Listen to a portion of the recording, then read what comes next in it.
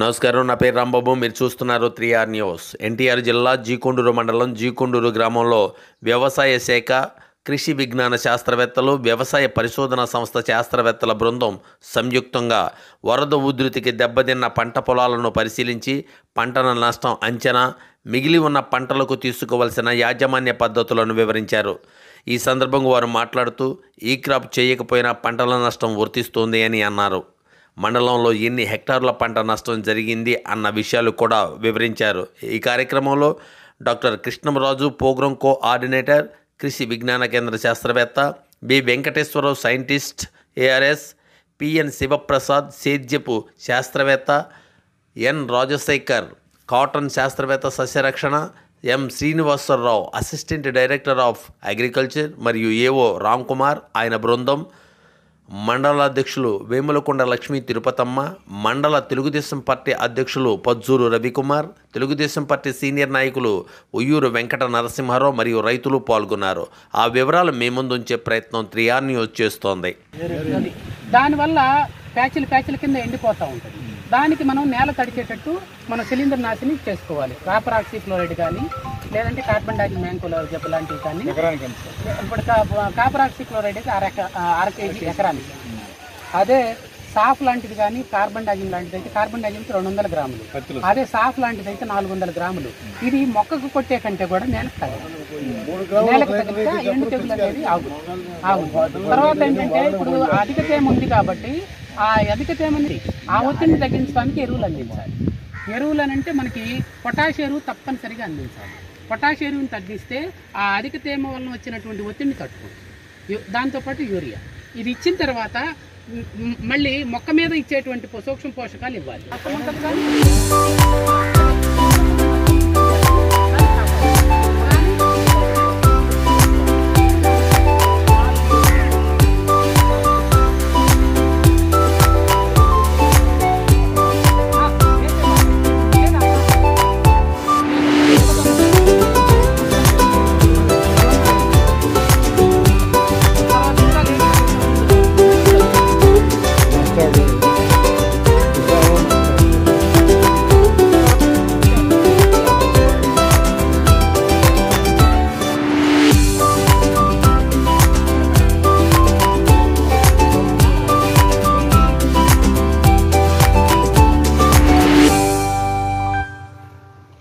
నాటిన మిరప కూడా అధిక తేమకి కొంచెం ఎఫెక్ట్ అవుతుంది.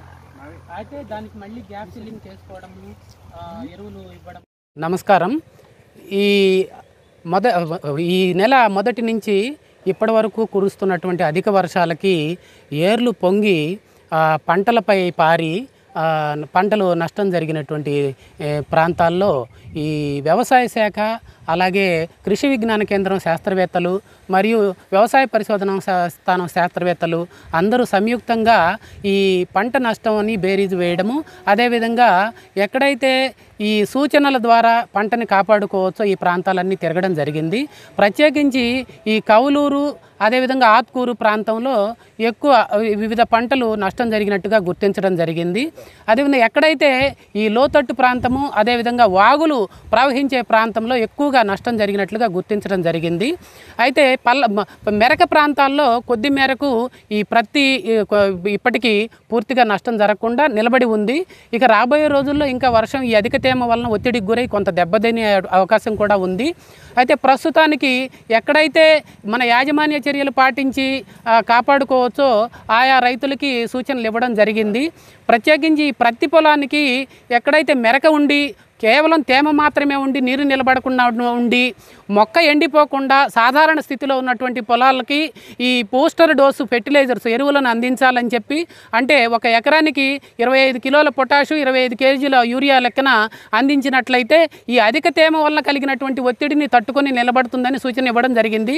అటు తరువాత సూక్ష్మ పోషకాలు కూడా అవసరం అవుతాయి. ఎందుకంటే అధిక తేమ ఉండటం వలన ఈ వర్షం తగ్గిన తర్వాత కూడా దానికి ఒత్తిడికి గురై దెబ్బతినే ప్రమాదం ఉంది. కాబట్టి సూక్ష్మ పోషకాలు కూడా అందించినట్లయితే మొక్క త్వరగా కోలుకోవడానికి అవకాశం ఉంటుంది. ఈ సూక్ష్మ పోషకాల కోసము మల్టీకే కానీ, లేదా ఫార్ములా 4 కానీ, ఫార్ములా 6 కానీ, పొటాషియం నైట్రేట్ కానీ ఇటువంటి సూక్ష్మ పోషకాలు కలిగినటువంటి ఎరువుల్ని పైపాటుగా అంటే పిచికారి ద్వారా అందించినట్లయితే కొంతవరకు ఈ ఒత్తిడిని తట్టుకుంటుంది. అటు తర్వాత వర్షాలు తగ్గిన తర్వాత ఈ అధిక తేమ వలన ఎండు తెగులు కూడా ఆశించేటి అంటే వేరుకుళ్ళు తెగులు కూడా ఆశించే అవకాశం ఉంది. కాబట్టి దాని నివారణ కొరకు ఈ వర్షాలు తగ్గిన తర్వాత నేల తడిచే విధంగా కాపర్ ఆక్సీ క్లోరైడ్ 3 గ్రాములు లీటర్ నీటికి చొప్పున లేదా కార్బన్ డైజిమ్ 2 గ్రాములు లీటర్ నీటికి చొప్పున కలిపి నేల తడిచేటట్టు పిచికారి చేసినట్లయితే మెరకల్లో ఇప్పటి వరకు మొక్క ఎండకుండా ఉన్నటువంటి ప్రత్తిని కాపాడుకోవచ్చు.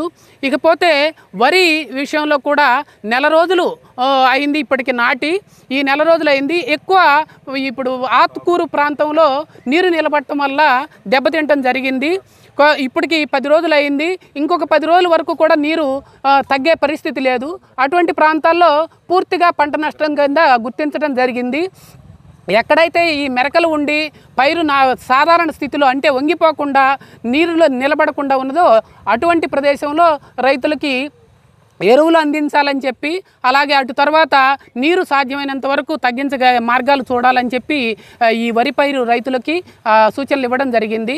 అదేవిధంగా మిరప విషయానికి వచ్చేసరికి కొన్ని పొలాలు ఈ 10 రోజుల నుంచి కురుస్తున్నటువంటి వర్షాలకి కొన్ని పొలాల్లో మొక్కలు ఎండిపోవడం ప్రారంభమైంది.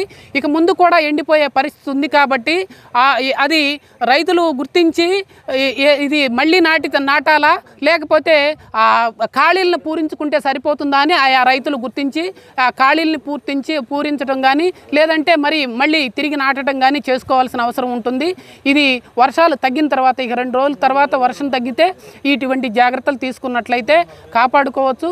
నష్టం జరిగిందని వ్యవసాయ శాఖ ద్వారా గుర్తించి వారి యొక్క రైతుల లిస్టుని ఎంతమంది ఎంత నష్టం మేరకు జరిగిందని వాళ్ళు గుర్తించి ఆ తర్వాత ప్రభుత్వానికి అందించడం జరుగుతుంది.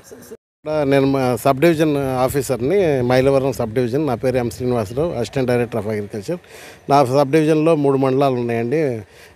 జీకొండూరు, మైలవరం అండ్ ఇబ్రాహీపట్నం మండలాల్లో ఎరువులకి ఎక్కడ కూడా కొరత లేదు, అన్నీ కూడా సఫిషియెంట్గా ఉన్నాయి.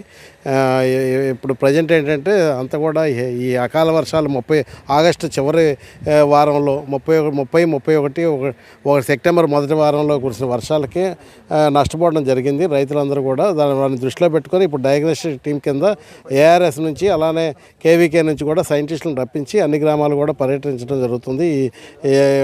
ఇది మైలవరం, జీకొండూరు మండలం మరియు ఇబ్రాహీపట్నం మండలంలో 2 టీములు ఉన్నాయండి. ఒక టీం ఆల్రెడీ అక్కడ ఇబ్రాహీపట్నం ఎంఏఓ ఇబ్రాహీపట్నం మరియు ఏఓ టెక్నికల్ తోటి టీం విజిట్ చేస్తున్నారు. తర్వాత ఇక్కడేమో నేను ఎంఏఓ జీకొండూరు మరియు నేను కలిసి ఈ టీం తోటి కౌలూరు, దాంతోపాటుగా ఆతుకూరు, హెచ్చిముత్యాలంపాడు, గడ్డమనుగు గ్రామాలు సందర్శించడం జరిగింది. చూసుకొని మెయిన్గా ఆ బొడమేరు డ్రైనేమట ఉన్న పొలాలన్నీ కూడా కంప్లీట్ డ్యామేజ్ అయినాయండి. ఆ విలేజెస్ అన్నీ కూడా అపార నష్టం జరిగింది. అవన్నీ కూడా నమోదు చేసి మా విఐఎస్ అందరూ అందుబాటులో ఉండి వాళ్ళందరికీ కూడా రైతులందరికీ కూడా ప్రిలిమినరీ రిపోర్ట్స్ ఇవ్వడం జరిగింది గవర్నమెంట్కి.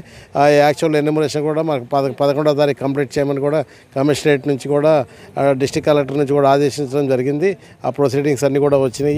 అవన్నీ కూడా మా 34 కాలమ్స్ ప్రొఫార్మా రాసి రైతులకు ఎవరికి ఇబ్బంది లేకుండా కూడా ఎన్యూమరేట్ చేసి ఫీల్డ్ నమోదు చేసి అవన్నీ కూడా తర్వాత సోషల్ ఆడిట్ అన్ని ఆర్ఎస్కేల్లో రైతు సేవా కేంద్రాల్లో అన్నీ కూడా డిస్ప్లే చేసి సోషల్ ఆడిట్ చేసి అన్నీ కూడా పైకి సబ్మిట్ చేయడం, కలెక్టర్ గారికి నివేదికలు పంపించడం అవుతుందండి.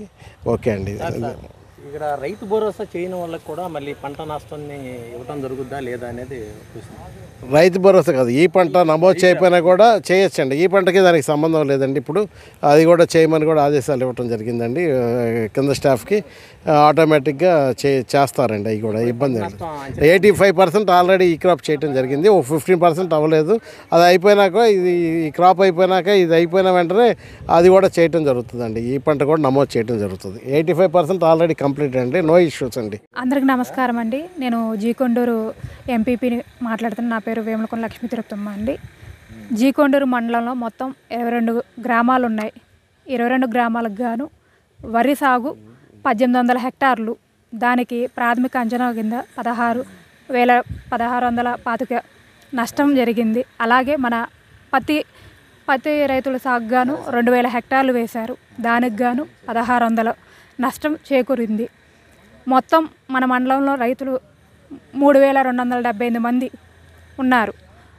ఏంటంటే మన వ్యవసాయ పరిజ్ఞాన సంస్థ అలాగే కృషి విజ్ఞాన సంస్థ ఈ రెండు వచ్చి మన మండలం విజిట్ చేయడం చాలా సంతోషకరం. ఎందుకంటే సైంటిస్టులు ఏంటంటే మనకు జరిగిన నష్టం చాలా పెద్దది, దాన్ని అధిగమించి తర్వాత నెక్స్ట్ ఫ్యూచర్లో ఎలాంటి మనం తీసుకోవాలి, రైతులు జాగ్రత్తలు తీసుకోవాలి అని వాళ్ళు వచ్చి వివరంగా చెప్తున్నారు. రైతులందరూ సహకరించి ఏం చేయాలో వాళ్ళు అందిస్తారు విషయాలని, అందుకోవాలి మనస్ఫూర్తిగా కోరుతున్నాను. అలాగే ఇక్కడికి విచ్చేసిన ప్రతి ఒక్కళ్ళకి, వ్యవసాయ సిబ్బందికి అందరికీ నా పేరు పేరున నమస్కారాలు తెలియజేసి సెలవు తీసుకుంటున్నాను.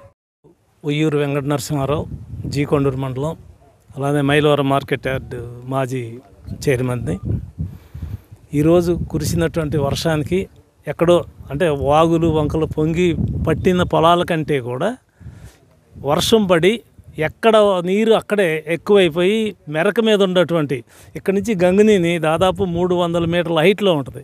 ఆ గంగినీలో కూడా ఆ పొలం ఇక్కడతో పాటు అక్కడ కూడా చెడిపోయింది. కాబట్టి రైతును ఆదుకోవాలంటే గవర్నమెంట్ ముందుకు రావాలి, ముందుకు వచ్చి వాళ్ళకి కావాల్సినటువంటి విత్తనాలు ఇలాంటి ఏదైనా ఈ చీడపేడ పురుగులు వస్తే మందులు కూడా సప్లై చేసి రైతును ఆదుకుంటే రైతు ముందుకు వెళ్తానికి అవకాశం ఉంటుంది. లేకపోతే ఇది గవర్నమెంట్కి వచ్చిన నష్టం కంటే కూడా రైతు భరాయించేది 100 కోట్లు రైతులదే పోయింది. కాబట్టి అందరూ కూడా కృషి చేసి శాస్త్రవేత్తలు అలానే ఏవో గారు కానీ అందరూ వచ్చిన వాళ్ళందరూ కూడా గవర్నమెంట్కి సిఫార్సు చేస్తే ఇప్పుడున్న గవర్నమెంట్ చేయటానికి రెడీగా ఉంది. మీరు ఇచ్చేటువంటి సూచనల ప్రకారంగా గవర్నమెంట్ చేస్తుంది. కాబట్టి మీ అందరూ కూడా కృషి చేసి మా రైతులను ఆదుకుంటారని కోరుకుంటాం. గత 10 రోజుల నుంచి పెను తుఫాను బీభత్సం వల్ల జీకొండూరు మండలంలో అలాగే విజయవాడ లోతట్టు గ్రామాలు అన్నీ ముంపునకు గురయ్యాయి. ముంపునకు గురైన దాంట్లో జీకొండూరు మండలంలో 80% పొలం ముంపుకు గురై పంట నష్టం జరిగింది. దాన్ని ఉద్దేశించి మన ముఖ్యమంత్రి నారా చంద్రబాబు నాయుడు గారి ఆదేశాల మేరకు హార్టికల్చర్ సైంటిస్టులు కానీ అలాగే వ్యవసాయ శాఖ సైంటిస్టులను కూడా మన మండలానికి మన పొలాల్లోకి పంపించడం జరిగింది. దాన్ని వారు పంటని పరిశీలించి సుమారు మన మండలంలో 80% అబవ్ పంట నష్టం జరిగింది అని చెప్పడం జరుగుతుంది.